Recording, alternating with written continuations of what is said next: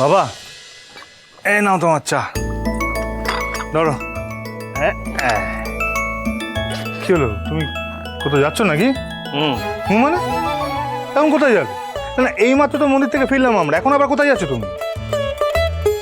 বুঝলি মহারাজ, হ্যাঁ, আজকে আমি জীবনে একটা গুরুত্বপূর্ণ সিদ্ধান্ত নিয়েছি। কি বড় সিদ্ধান্ত নিলে শুনি?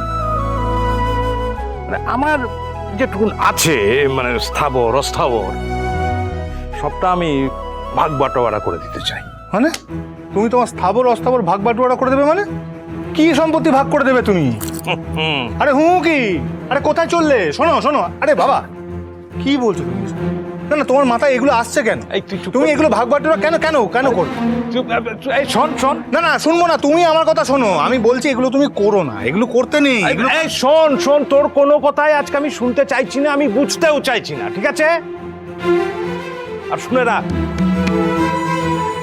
আমি আজ আরো একটা খুব গুরুত্বপূর্ণ সিদ্ধান্ত নিয়েছি। গুরুত্বপূর্ণ সিদ্ধান্ত? তুমি কি গুরুত্বপূর্ণ সিদ্ধান্ত নিচ্ছ আমি জানি না। আর একই দিনে তুমি এরকম সব বড় বড় ডিসিশন নিয়ে নিচ্ছ, কেন নিচ্ছ সেসব কিছুই বুঝতে পারছি না। তবে এটুকু বলতে পারি, যে সিদ্ধান্তটার কথা তুমি এখন বললে আর যেটা তুমি বলতে যাচ্ছ সেটা আগেরটার থেকে ভালো। বুঝলি মহারাজ, আমি আজ সোমনাথের বিয়ে ঠিক করতে যাচ্ছি। কি?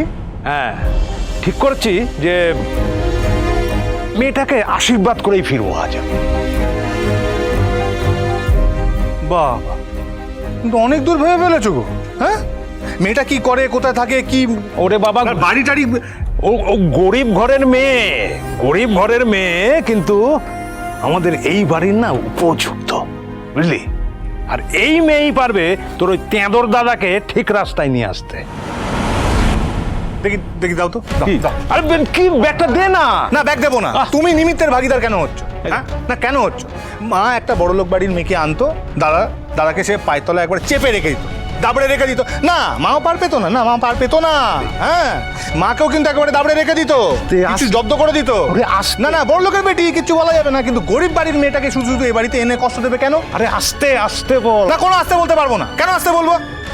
আমার দাদা সোমনাথ মুখার্জি, তার ভাই ঋগ্বেদ মুখার্জি, তাকে কোনোদিনও মানলো না, কোনোদিনও ভালোবাসলো না, কোনোদিনও কাছে নিয়ে আসলো না। তুমি বলছো সেই লোকটা একটা বাইরের মেয়েকে, একটা গরিব মেয়েকে সম্মান দেবে, বিয়ে করে রাখবে? এটা হতে পারে? আচ্ছা বাবা, মায়ের ডিকশনারিতে না ওই গরিব বাড়ির মেয়ে মানে হচ্ছে বাচাল। তুমি এই বাড়িতে একটা গরিব বাড়ি আনবে কার ভরসায়? কি হবে তুমি বলো? বাবা, যারা মানুষকে মানুষ বলেই মনে করে না, তাদের শিক্ষা দিতেই তো আমার ওই মেয়েটাকে আনা।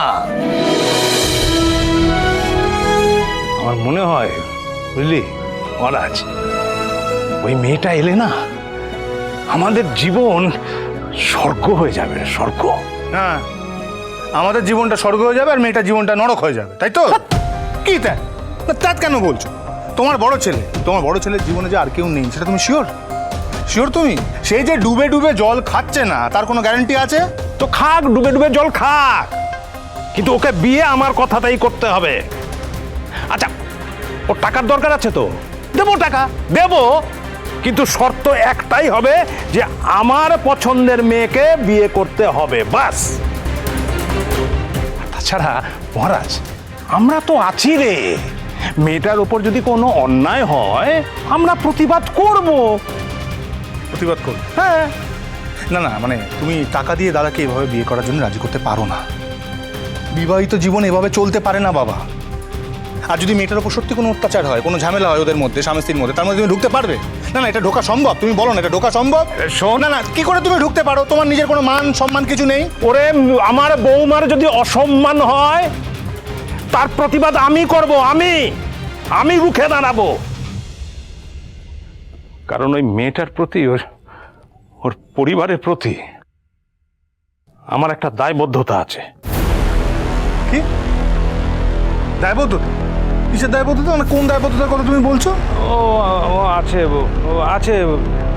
তোকে বলা যাবে না, আছে একটা। আমাকে বলা যাবে না? আমাকে? হ্যাঁ।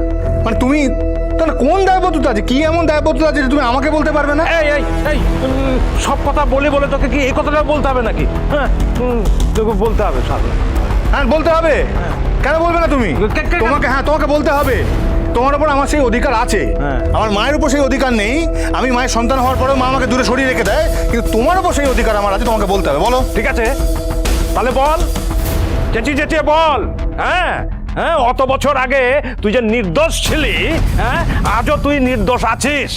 সমস্ত দোষ তোর দাদার সোমনাথের। না না না, এটা বল, এটা চিৎকার করে বল। পূর্ণিমা, পূর্ণিমা, না না না না না না, তুই বল। না না, জানা দরকার, জানা দরকার। প্লিজ পূর্ণিমা, প্লিজ বাবা, প্লিজ শান্ত শান্ত বসো এখানে। তুমি করো না বাবা, হাত জোর করছি তোমার কাছে।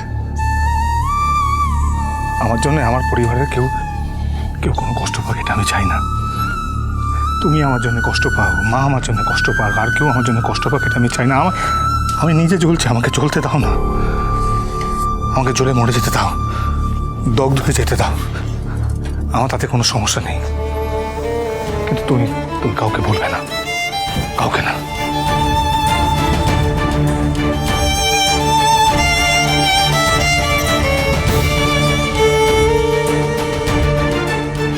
শোন, সোমনাথের বিয়ের পরে তোরও বিয়ে দেব। এমন একটা মেয়ে নিয়ে আসবো না যে এই খ্যাপাটাকে সামলাবে। আর এটা যখন আমি ভেবেছি, আমি এটা করবই। বাস।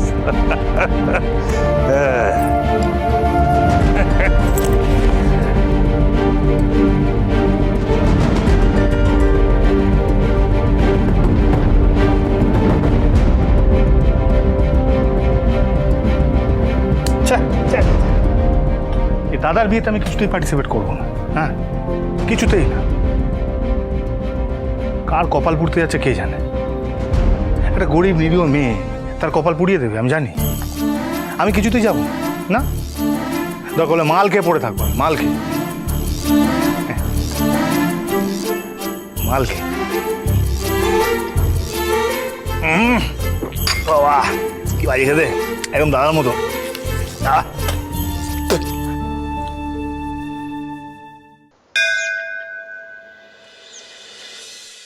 আচ্ছা মা, ওই অসিত জেঠু আর ওনার ওই বন্ধু ভদ্রলোক, ওনারা আমাদের বাড়িতে আসছেন কেন বলো তো?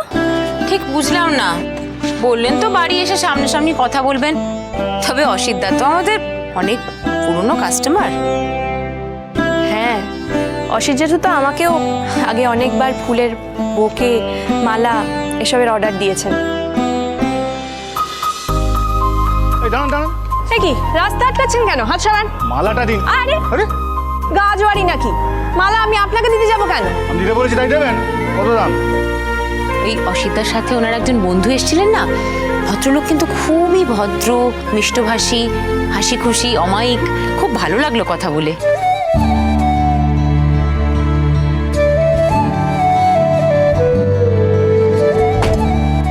আচ্ছা মা, তোমার ওই গুন্ডাটার কথা মনে আছে? সেই যে আমার গলায় মালা ছুঁড়ে দিয়েছিল, মনে আছে তোমার?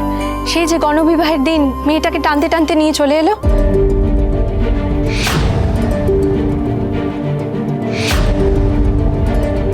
আর বাবার মাথায় ফাটিয়ে দিল নারকেল দিয়ে। হ্যাঁ, মনে থাকবে না আবার?